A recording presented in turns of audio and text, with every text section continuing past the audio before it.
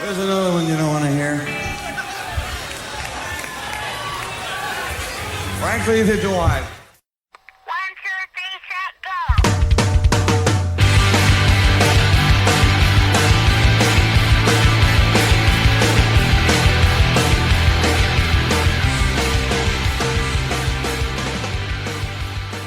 Hello and welcome to episode 53 of the Power Chord Hour podcast. Thank you so much for checking this one out. Very excited to be here with you as always. I'm your host here, Anthony Merchant, with another episode, and very happy March to you if you're listening to this when it comes out. As we start March, I thought we would look back on February, look at the music that came out and everything with our February rundown. I know I missed the January one while we were on break. But by the time we got back, I'm like, well, that's kind of useless. So we moved on. But I'll tell you this. I don't know, I guess, music news and stuff. I don't know what I would have talked about. But I will say you definitely would have heard a song off the Dirty Nils Fuck Art, 100%. That was my favorite album of the year so far. And something really good has to come around to take that out of its place. And I would have played that. And, I'm forgetting what else came out that month. I think Lucero, actually, because I was trying to remember. Lucero did, because I was going to play something off their new album, and then I forgot. It came out like 2 days, I think, before February, like something like that. So it just missed the mark. So I didn't want to play anything on here from, I want to be technical. I want to make sure it's from the month. I don't want to lie to you fine people. That's what I'm trying to say. But I am excited to be here with you with a February rundown, and I can't believe now, this is our, we've only missed one, so I've been doing these since January of last year. It's insane to think, but I won't get too much into that. I know last week I was talking about that, the 5th anniversary of the show and everything, but still blows my mind. I had to redo the intro to this, actually, because when I did the whole, welcoming you all to this beautiful podcast, I said it was episode 52, and that is actually a lie. It is episode 53. So I blow my mind sometimes when I look at the episode numbers. Same with when I put the, if you're not following us on Facebook, you should, because that would be very cool, or like us, I guess that would be the term for Facebook. But if you want to give us a like on there, but when I put the episode playlist on our Spotify page, I put up everything that I play on the radio show, or at least what Spotify has. And when I do that, I'll put a link on our Facebook page, normally Saturday mornings, the day after the show. And, I'll write out the band names and the songs I played in the order, and then I'll put the episode number and stuff. And I always have to go look because I forget. So I'll always have to go back to the playlist of my iTunes that I made that week and look, and it just always blows my mind. Last week was 224, I believe. So, god damn. It's still, it's so funny. We've had Jason Camacho on this show twice now, yet I'm still, I'm almost in the same mindset where I think episode 100 wasn't that long ago, and our 100th episode, it was 2 years before the podcast started, but that had Jason Camacho of Audio Karate, one of my favorite guests here on the show, and but I still think of that as being fairly recent, and it's no, that was 2 years ago, that was we're over 100 more episodes, we're double now. So it's crazy to think, but when 300 hits, I'm sure I'll still have that mindset of it's still episode 130 or something, even though by that time, by episode 300, we'll probably have Jason on, 2 more times or something. But who knows? I love doing this though, including in the pandemic, gives me something fun to do. And something I do like, going back to the Spotify playlist for a second, if you're not following us on there too, if you can't tell, I guess I am being kind of baggy. I don't know if baggy is a word, but baggy is, like a Ziploc baggy.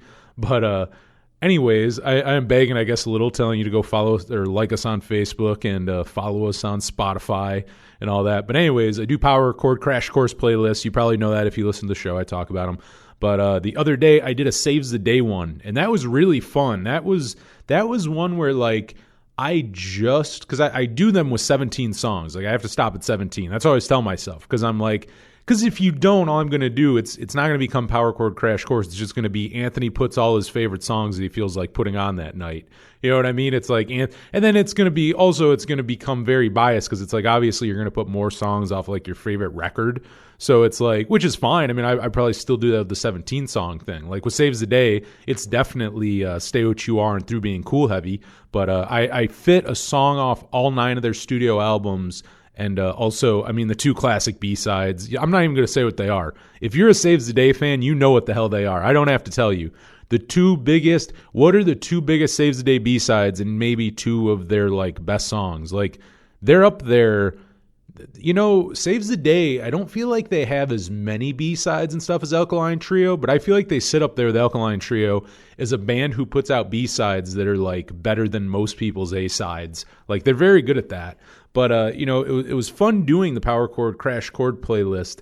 I mean, Saves the Day is one of my favorite bands when I think about it. And it's like, the thing about them, too, is I think they have a lot of what some bands have this. Weezer has it, the Get Up Kids, Saves the Day, where it's not that they don't write good albums later on in their career, but it's like you wrote such... Like it's a gift and a curse because they end up writing a couple records or 1 or 2. You know what I mean? Like there's like an era of the band where it was so good, it meant so much to people that even though you can still write good things after it, that gets shadowed by it. You know what I mean? And not only shadowed, but then normally people will start comparing everything you do to that. And the other thing too is when I speak of that sounds so weird when I speak of eras.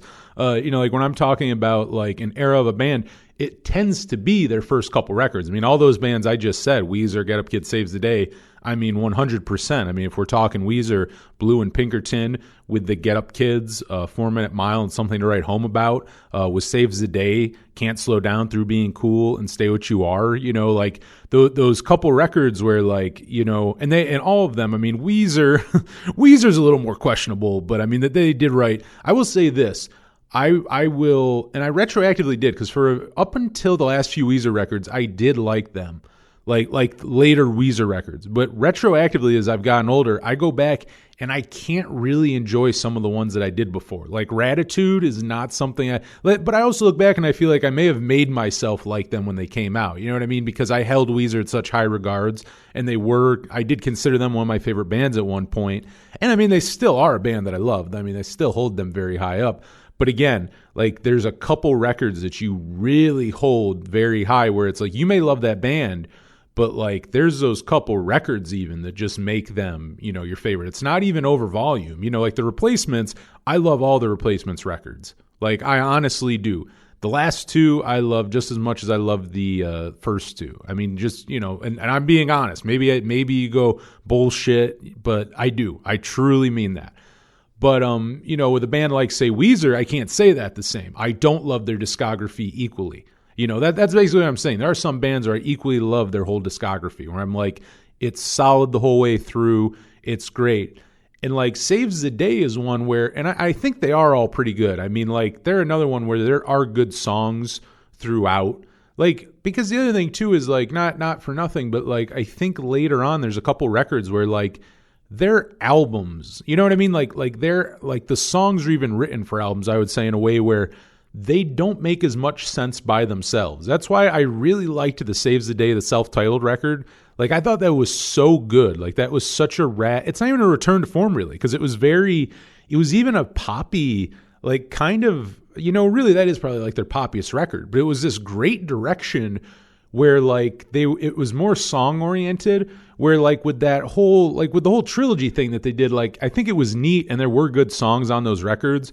But I will even tell you this, like playing Saves the Day on the radio show, like a lot of times I will play the older stuff, and it's not just because, you know, I mean, I would say Through Being Cool is my favorite record of theirs.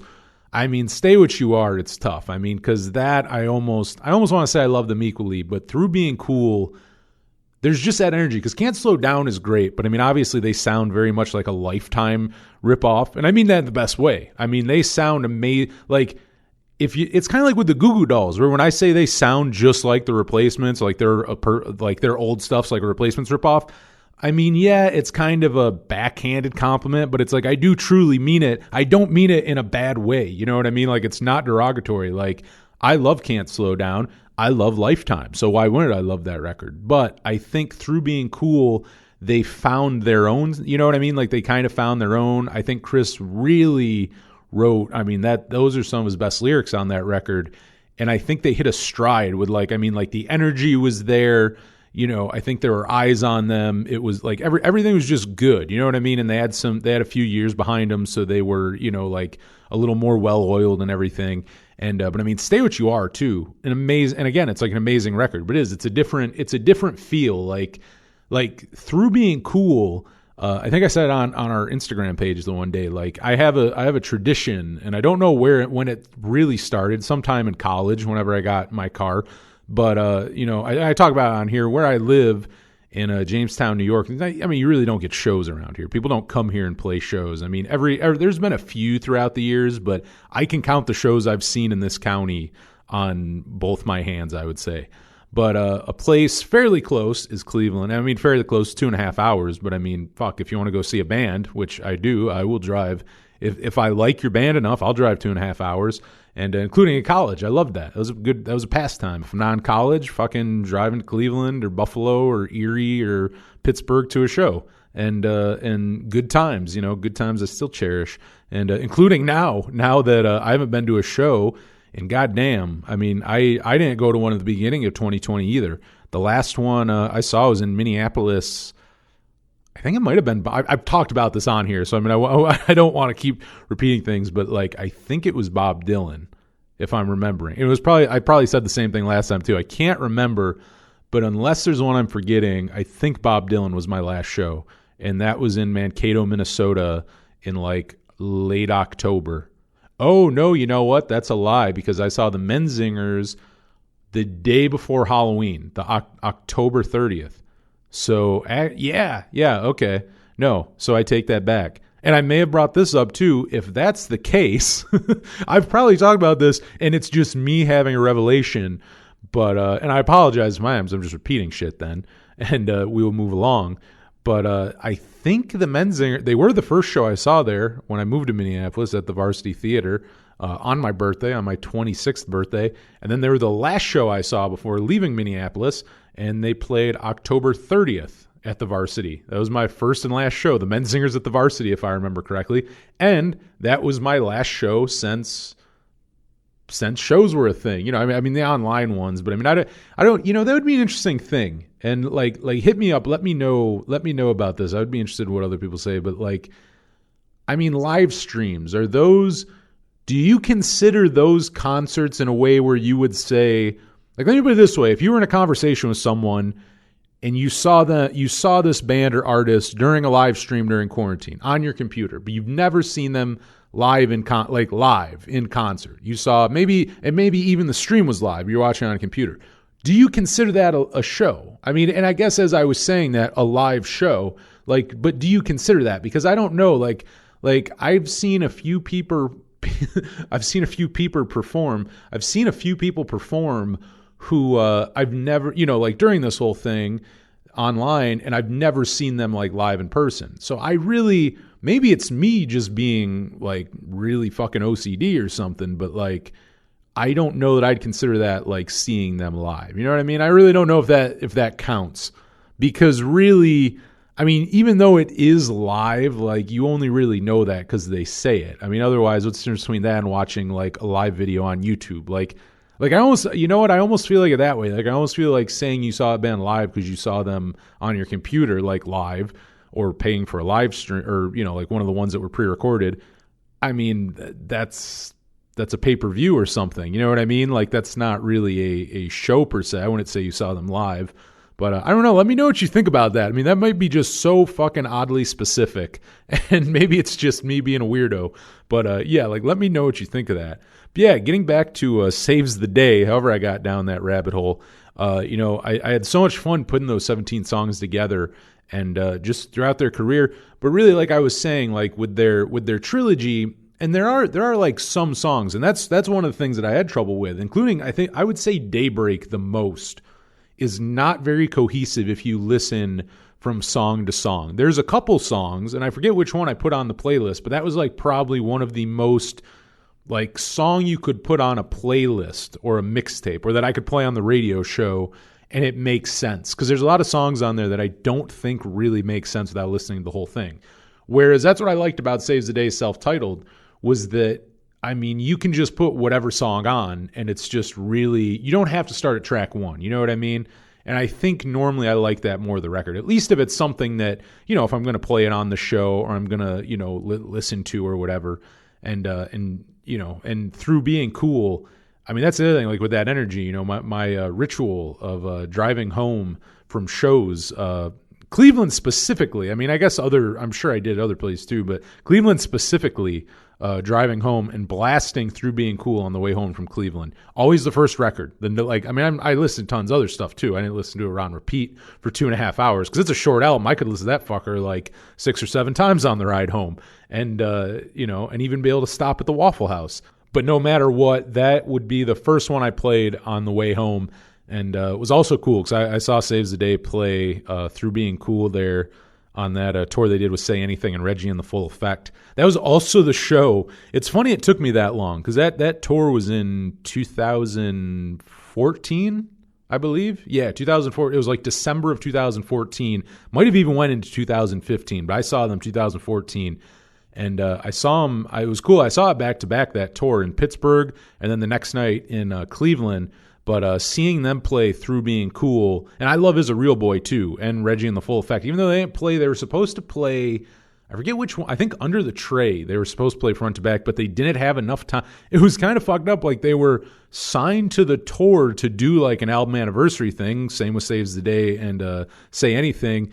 But their slot was not long enough to do the whole thing. So they played like a good chunk of it, but then mixed in others. You know, so it's just basically a you know, regular set list. I mean, it was still great. I mean, Reggie in the Full Effect is always a really fun live show. That is always a good time. I think the older ones are even crazier. I've only seen him after he revived the whole thing. But I think even the older shows were even more crazy and more theatrical and stuff, and even had like a, you know, sometimes somewhat of a but, you know, I guess I should use the term budget loosely, but you know, for costumes and whatever other weird shit James would bring up there. But yeah, that was cool seeing them play Through Being Cool in Cleveland. And at that show is when I really discovered, like, yes, getting there early is a good way to get up front, but another way, now again, this has to be a show where you can mosh. And, you know, and there's a circle pit. You probably can't do this if you're going to see Yanni. I don't know that you'll be able to like, you know, pit your way up front. But that's what you do, is when there's a circle pit going near, you don't go all the way back. But what you do is you stand basically at the back of the like at the very end of the middle, not going towards the front, but going more towards the back. You know, kind of back, kind of middle, but where you're on the outskirts of where the pit will be. Jump in that pit. Now, like run, like it's basically what I'm saying is it's like a roundabout. You know, fucking round your ass through and then just stop. You know what I mean? Like, don't keep doing it. Just go through until you're where you want to be towards the front, and then just stop there, be on that side, and then you just walk through. I mean, because a lot of times the end of that pit ends up being like up front. So like I remember there, like, because it was a crowded show and I ended up getting there a little late, that I wasn't right up front, but I ended up, and really I didn't even do it for that originally. I just jumped in the pit because it's just fucking, I love that record so much. But when I did it, I realized that because like as people are pushing you and shit and you're losing your spot, I was actually upgrading it to a better spot, and I was like center front basically, like not right at the barricade, but like a few heads back. Totally amazing. And then they did a surprise set afterwards at the Grog Shop, which was really, really cool. Reggie did some songs James did some songs, I want to say by himself. Yeah, he did solo. As a cop, I believe. I have to look for those pictures. He had stripper clothes on as a really skimpy cop, and that was fun. And then Saves the Day played a set. I don't know, say anything didn't, but Max Bemis was there and he jumped up for a song or two. And I remember them covering Hotel California too. I do remember them doing Hotel California, which was I don't know. I'm not a fan of the Eagles. I might even talk about that on our Unpopular Opinions episode, but I'm not a fan of the Eagles. But they did make it enjoyable. I did like it because it was saves the day. So, and I think Max Bemis might have been up there for that one. I could be wrong. I don't think I have video, but I do have pictures from that night. So I could at least kind of, and who knows, I'm sure the other thing too is I'm saying this, like we don't live in a world where you couldn't just go look up like Saves the Day Grog Shop December 2014, I believe, secret set or whatever, and like find probably someone recording the entire set.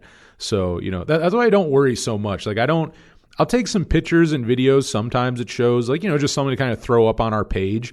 But like really, I'd say before like doing social media for the Power Chord Hour, like I really don't take many, and actually I still don't, because I take like a short video, short picture, I'm just more of like stop in the moment. Plus the other thing too is like, it's not like I brought a nice you know what I mean? Like, I mean, iPhones don't have a bad camera, but like I'm not really gonna get the most amazing shots to begin with. And like, again, it's not like you really look at them. Like, so I'm like, I don't, that's just not something I really need a lot of pictures of, like if I had a photo pass and I had like, I have a nice Canon camera. Like, I mean, if I had like a photo pass and I could use my Canon, like, oh yeah, like that, then I would. But, just taking pictures on my phone, I'm like, I'd rather just enjoy it and, just remember it.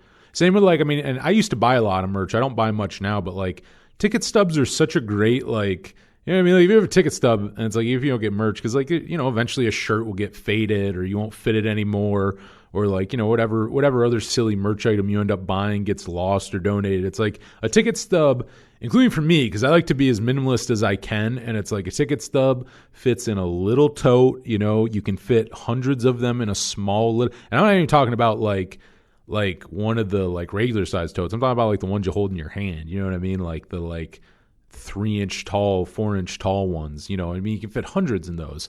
And, yeah, so I mean, that's become like I think like my favorite thing, just taking from a show, because I'm a cheap bastard, because it costs nothing. And, I mean, unless you lose that tote or, someone burns them or some shit, I mean, you basically have them forever. It's not like they're a hard one to, like bring around and stuff. They're not very heavy or bulky. But yeah, I mean, if you can't tell from the direction of what I'm talking about, I definitely do miss live shows. But I will say, I mean, just recently, I'll be very honest. I mean, I promote live streams on here and shit. Like, if a band's playing, I want to support it. But like, I really wasn't into them for quite a while. Shout out to Quarantunes. That was the only one that I really ever like checked out for a very long time. But now I'm more interested in them lately. I've been watching them probably because I miss live shows more and more. And again, and here's what I will say, like I'm not shitting on them when I'm saying like, oh, like it's not a real show or anything. But what I do like, at least with, I will say, this might be more exclusive to Quarantunes. I mean, there's probably a lot of them that aren't as interactive. But Quarantunes is so fun because it's interactive. So it's a thing where like it's good music and shit, but there's also, like great conversation and a lot of different things going on there. So it's like, it's more of like it's like a live, it's kind of like a like variety show in a way, like a live on your computer variety show in a sense. And like, I like that format, you know what I mean? Like that kind of format I like. But lately I have been getting a little more into them. I've been enjoying them more than I was. I'm just still not like, I still gotta check out that Jimmy Eat World and Starline one. I would probably pay for those, but like a lot of them, I'm just like, I'm not paying $12 to watch a stream on my computer. It just doesn't interest me. Like including, now again, maybe if it was more interactive and there was a bunch of stuff going on with it, but it's like, if I'm just paying that to like watch a live set that is like, kind of just like watching a live set on YouTube, I'm just not, I don't know, I'm not as much into it. I don't mean to sound like an asshole. I mean, because again, it's like, if it's your thing, it's your thing. And I also think you should support the bands. Like, I mean, I'm also not stupid. I realize that's a way to support the bands.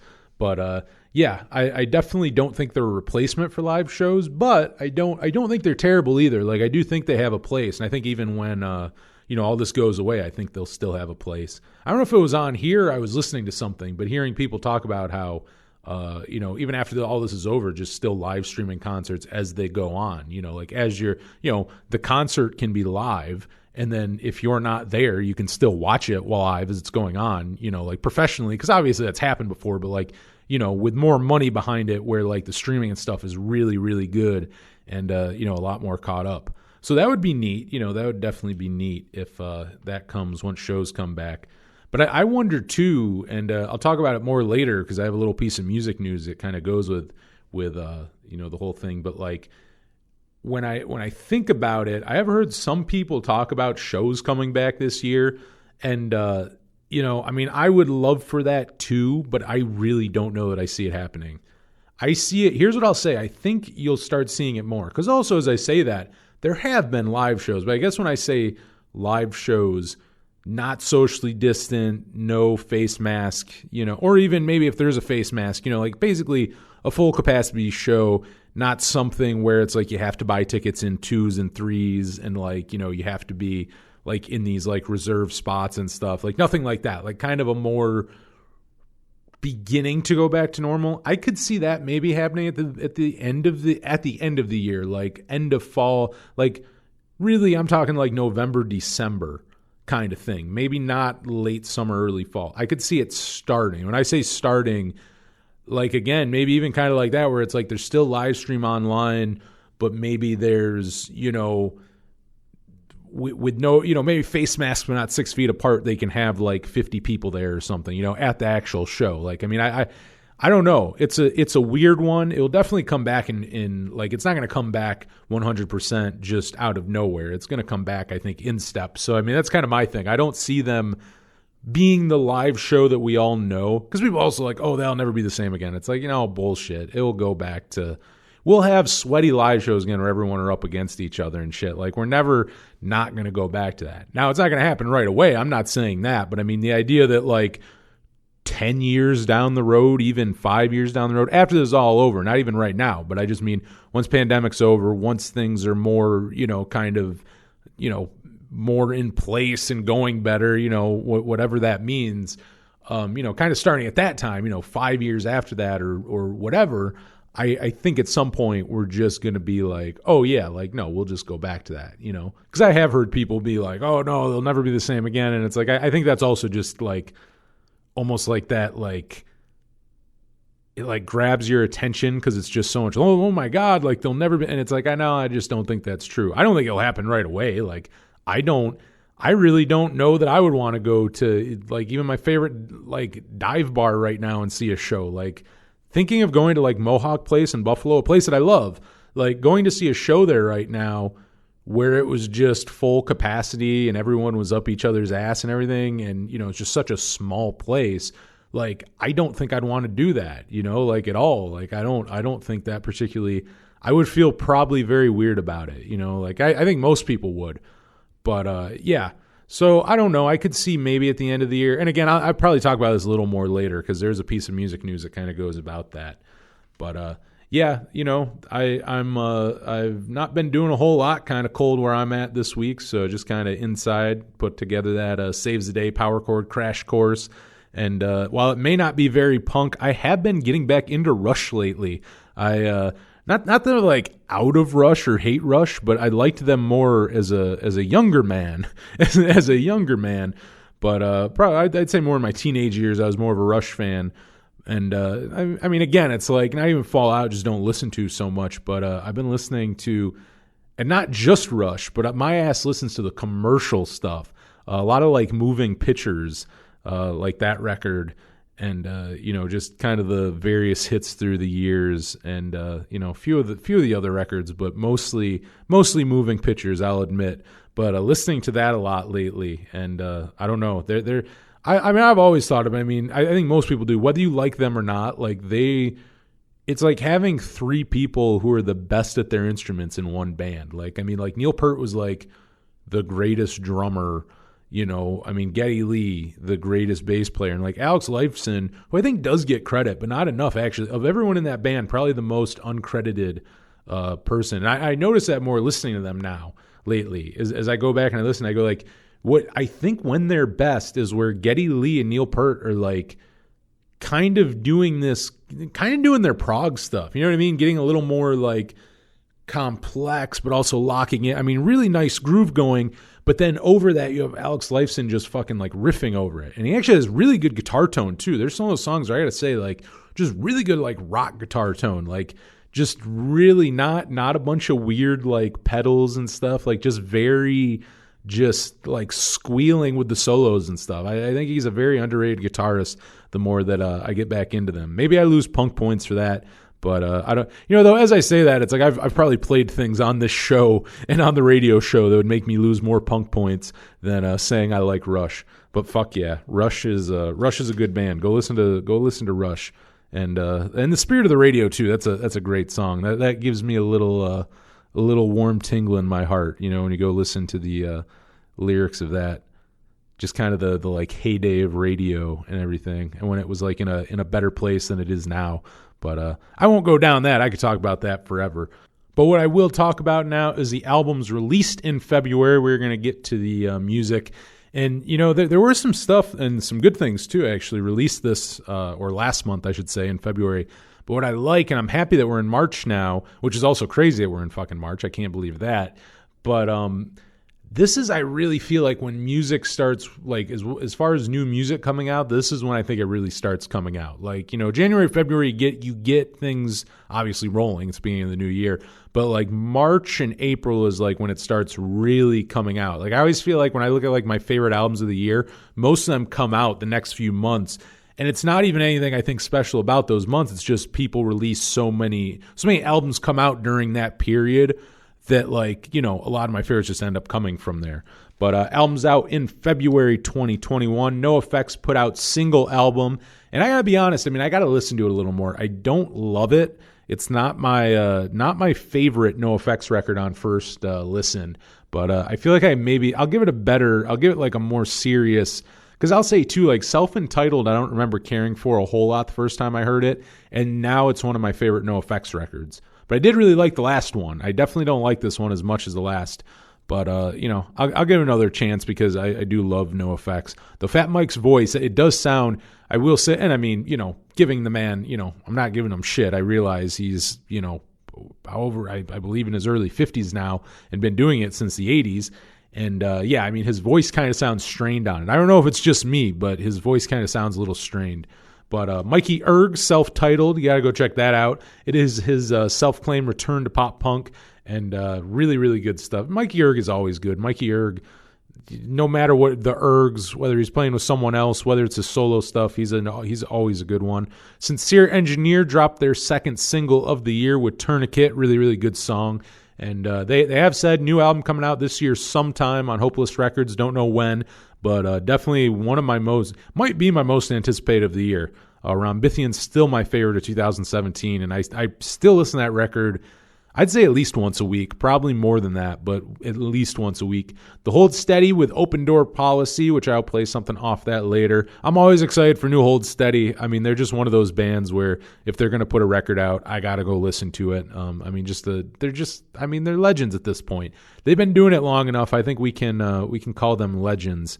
It would be, hell, their 20th anniversary is coming up, I think, the next few years. I don't think they're there yet, but I want to say like 03, 04 maybe they started. So a couple more years, they'll hit that 20 mark. And another one at it, very long time. They're well past their 20 mark. But the Melvins just put out a new record, Working with God. Devin Kate and the Solutions with another single. I talk about them all the time on here because they put out a full length and then have released tons of singles, of covers, a bunch of different things. And they just put out another single, Frustrated People of the World Unite. Go check that out. Very, very catchy stuff. Really good. And, I brought up on here before, but if you don't know, Devin Kate is also the guitarist of Direct Hit, another very, very rad band who I think they put out a few demos lately, which might be teasing towards something new. I'm not sure, but they're another one I wouldn't mind a new record from. It's been a little while. Green Day put out a new single as well, Here Comes the Shock. Not bad, kind of more on the rock side like their last record, but I don't hate it. I don't think it's their greatest song ever, but not a bad song at all. I would definitely say go check it out if you're a Green Day fan. Blue Channel put out This Is a Drawing, which I want to say, I could be wrong, it is a reissue, but I believe it was an unreleased record, and finally being reissued on a Mint 400. I know they put out another one before. I don't know how many. I was actually I did not know of Blue Channel until they put out their other one. I can't remember the name of the album. I've played songs off of it too.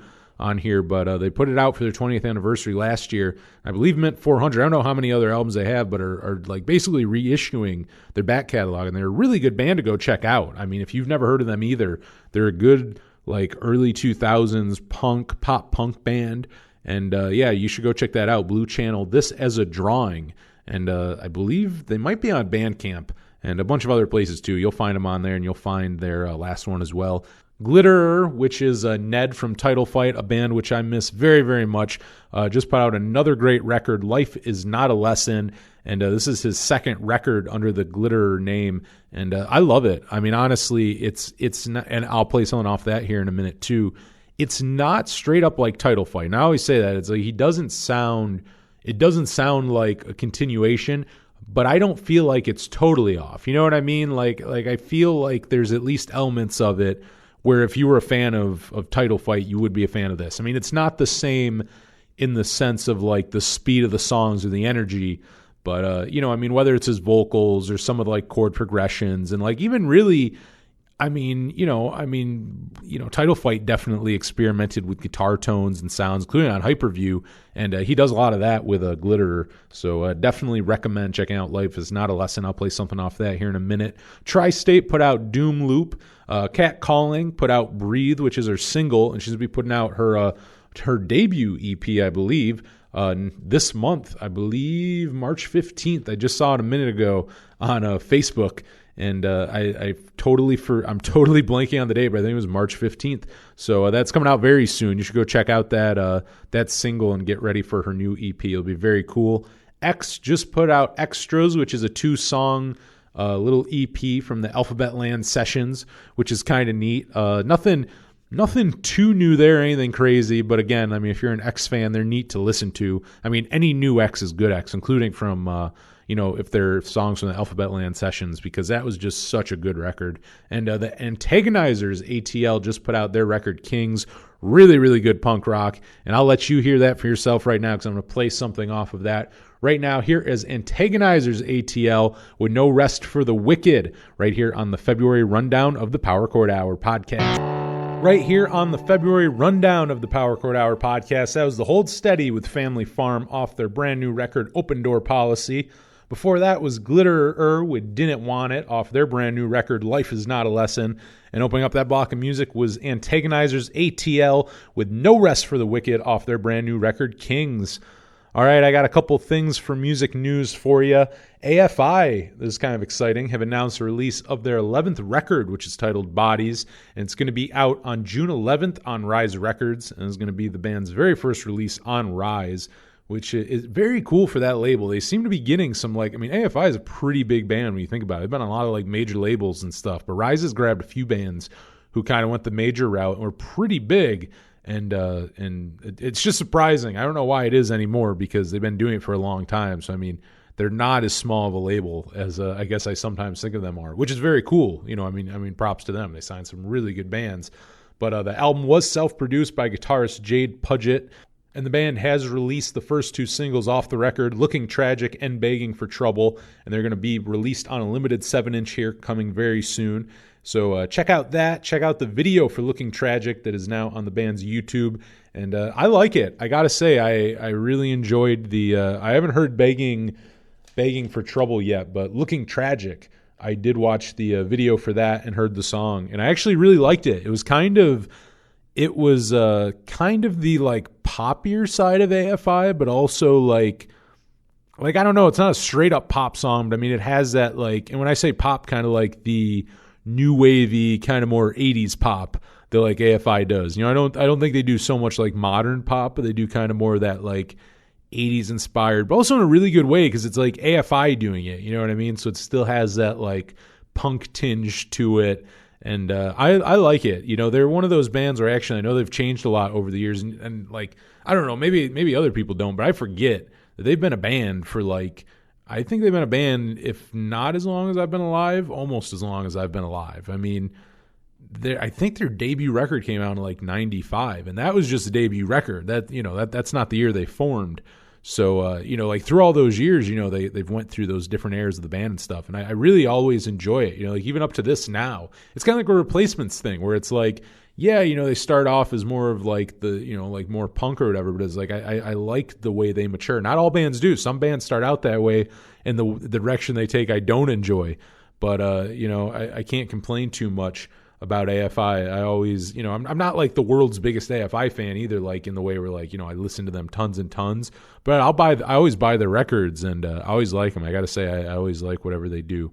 They're pretty good at keeping it fresh. And I don't know. I mean, I feel like hardcore fans obviously are going to say that they like everything they do, but I don't know what the general consensus is on, you know what I mean? Like how people feel. Obviously there's people who like the punk stuff, like the first few records, who don't like Sing the Sorrow and December Underground and shit. But like, as far as like some of the newer AFI records, I don't know where they sit with like fans of the, even like December Underground and, like Crash Love and stuff, which Crash Love is probably the most underrated record. I do like that one, if I do say so myself. But the first wave, speaking of more news, the first wave of bands have been announced now for this year's Punk Rock Bowling. And the festival plans to take place September 24th through the 26th this fall. And the first wave of bands have been announced, and they include Devo, The Circle Jerks, Streetlight Manifesto, Youth Brigade, No Effects, Luna Chicks, The Lawrence Arms, Anti-Flag, and more. And the festival will be taking place in Vegas, and all previously bought tickets for the canceled dates will be honored. So if you did buy them for the last one, and they will be honored for this one. And the full lineup will be announced in April. Now, obviously, if you can't tell, this is probably this was the news story I was talking about earlier. I mean, fingers crossed for them. Cool lineup so far. It will be cool to see next month what the full lineup brings. But I just don't know that September is going to be, I just don't see it happening. I mean, if you're a festival, it's one of those things where I think you just kind of have to. You know what I mean? Like, no matter what, like, you probably just do that because it's a yearly thing. It's like, if it ends up, we'll kind of plan it. And then, I mean, I don't know all the behind the scenes. I don't know how it works. Maybe I'm wrong and it's highly risky and you lose a lot of money doing it. But I would imagine that if you do a yearly thing like that, I totally get why you would still plan it and have things ready. But yeah, I don't know that I see that happening. Now Nevada, though, I guess it does also plan on that. I mean, I guess it also depends on restrictions of the places. And again, I mean, it will probably be some kind of socially distant thing. I haven't been to it. I mean, because again, there have been live shows through this, but I haven't been to any. So it's like, I don't know how a lot of them end up. I mean, I know ones that have been seated, but I don't know about ones with, like, I would imagine Punk Rock Bowling won't be seated. And I don't know how that works. I guess 6 feet apart from everyone. But I mean, again, the weirdest place that would probably be like the smaller venues. Because I know they do like those side shows at like the dive bars and shit. And like, it's not so much if they're playing like a bigger like outdoor area. But, like some of the smaller bars and stuff is like, I mean, if you can only hold so many anyways, it's like if everyone has to be like, spread apart and stuff, it's like, I wonder how many people you can actually bring in. So again, I mean, fingers crossed, looks like a rad lineup. And that's one of those festivals. I put it up there with Fest is one that I really like to go to at some point in my life. I've never been, but would very much like to. And, yeah, and I don't know. I was thinking about that too. I don't know if Riot Fest plans to this year. I don't know if they have intentions to or not. But again, like I get festivals still being hopeful and putting things out and stuff, but I'm just not super thinking that we're going to see that happening. Maybe I'm wrong, but yeah, I don't know. I don't see it going down. And one more piece of news for you here. Billy Joe Armstrong and Jason White of Green Day, their side project Pinhead Gunpowder, has announced that they're going to be reissuing all of their full lengths and singles on vinyl through 1234 Go Records. And the plan is to release the whole catalog in 5 segments throughout the year and into next year as well. Kind of like Bad Brains is doing with theirs, where it's kind of like in these like waves where it's like, okay, we put like 3 out now, we put another 3 out in like 6 months or whatever. But the first wave will be coming up April 30th with the re-releases of Jump Salty, Trundle, and the Spring 7-inch, and all releases will be remastered. And also in Green Day related news, the network recently had their live television debut on Tonight with Jimmy Kimmel, which that's kind of cool. And, allegedly Green Day, but I feel like even if that's not Green Day, it's connected enough where we have to, we have to talk about them on here. But yeah, I will have to check those out because I do like Pinhead Gunpowder, and if you've never listened to them, I mean they're really, really good. They're a much like, I guess, I mean not that Green Day, including on older records, aren't a punk band, but Pinhead Gunpowder is like even more just a straight up kind of punk rock band, and I've always loved what I've heard. But there's a lot of parts of their discography that I haven't checked out. And I definitely realize that even more looking at the list and like the 5 waves of that they're dropping these. There's a lot of material that I've never checked out from them. So I'll definitely have to go check that out for sure. That's one where I will take it. I'll have to take advantage of of the reissues of those. Though I guess I could do that without it because I'm not really collecting vinyl anymore.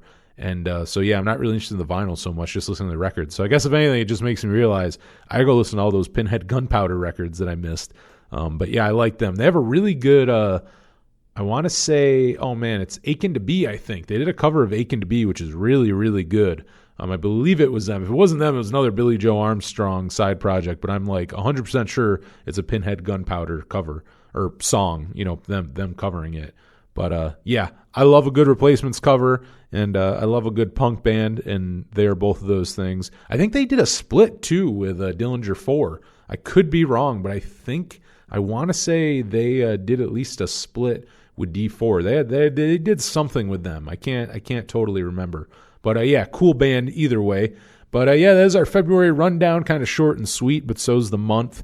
And once again, happy March to you, or whenever the hell you're listening to this, happy whatever month you're listening.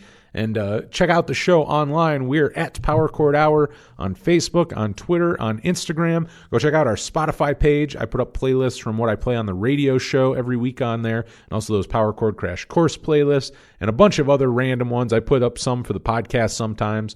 But yeah, and check out that latest one, the Power Chord Crash Course for Saves the Day, one of my favorite bands. Check that out. Email me, powerchord@gmail.com for free stickers and just to get a hold of me for anything. If you want to, I definitely asked a few things like questions this episode. So if you have answers to said questions, hit me up, get some stickers. I'd like to hear from you. I like to hear from anyone on here, but you can also hit me up on social media if you want. And also, if you rate and review the show on iTunes, send me a screenshot, and I'll send you a free T-shirt. We got some Power Chord Hour T-shirts left, and I will gladly send you one for helping out the show. It really does help the show out, too. It does help spread the word if you do go rate and review it on iTunes. I guess there's like more visibility and stuff on it. I don't get that side of it. I just produce this thing. I know how to work a board and talk into a microphone. Outside of that, I don't know shit. But yeah, that's about it for this one. I've had fun. I hope you enjoyed it. I have some very rad interviews lined up. I won't spoil them / look like an idiot if they fall through by teasing them now. But I will say I have a couple some people I'm very excited for. One that I can't believe it's taken 5 years to have on. And another who is, written one of my favorite, newer bands, a member of one of my newer favorite bands. So, yeah, I guess that's all I'll say until then. But more than likely, you will hear one of those next week. But, yeah, we'll be back with a guest next week. Hopefully you enjoyed the last 2 solo ones. I like doing them solo, but I also like getting back with the guests. So that's what we're going to do now. We are back. I'm back from break. Everything's back and going back to 100%. So we're here and here every week for you. Also, the radio show, too, every Friday night, 10 p.m. Eastern to midnight on 107.9 WRFA in Jamestown, New York. But you can also listen to it anywhere in the world. Stream the station on WRFALP.com. Check it out there. Go follow them, too, on social media. Great radio station. I also record my podcast most of the time here in the studio. It's a very rad place. They play rad things, and they're very nice people for letting me have my show the last 5 years. So really, without them, this podcast wouldn't exist because I was doing the radio show 4 years prior. So, yeah, definitely would have had the podcast without the radio show. But anyway, check that out. I play lots of good stuff. At least I think so. Give it a listen and then email me and say, I will never listen to that again. You play, at least on these rundowns, I only have to listen to 3 songs. On that, you played 30 bad songs, So also listen to be critical, But until next week for the Power Chord Hour podcast, I'm Anthony Merchant. Thank you so much for listening.